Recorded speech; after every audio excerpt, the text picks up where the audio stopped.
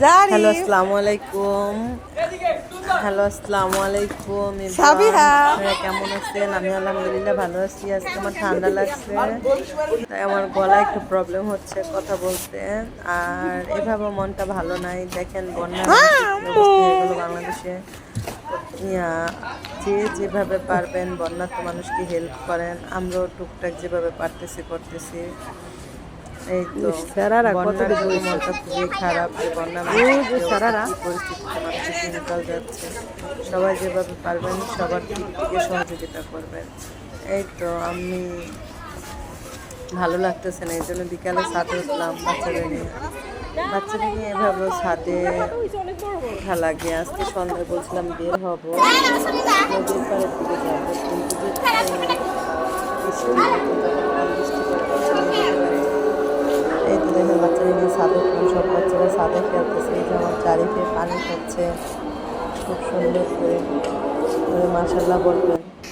তারপর ছাদে আজকে থেকে ঘোরাঘুরির দিতে পর চলে মানে গেলাম কি আমাদের দিব ছয়তলা বুঝেন না ভাবির বাসা। ওনাদের বাসায় যে কৌকে ওনার মেয়ে কি সুন্দর করে ওয়ালমেট আর্ট করছে, এগুলি দেখলাম। বাসায় আসলাম,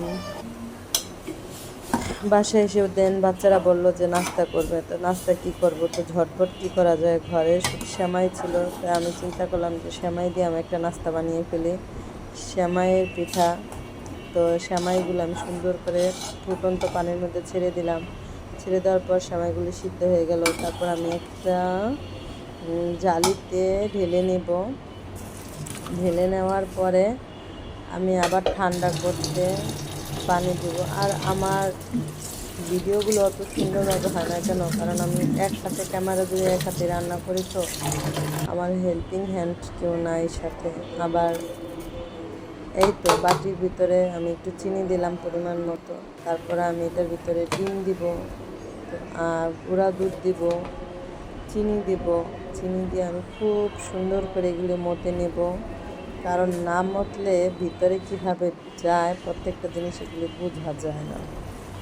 এই তো আমি বিকালে খুব সুন্দর আমি সুন্দর করে সেমাইটা মতে নিলাম।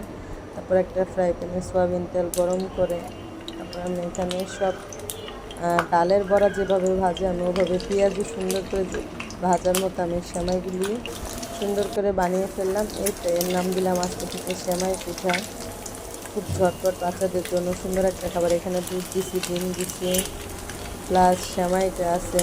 বাচ্চাদের সবগুলি শরীরে গেলে পুষ্টি হবে, এই জন্য বাচ্চাদের জন্য খাবারগুলি বানাইলাম। থ্যাংক ইউ, বাই, ভালো থাকবেন।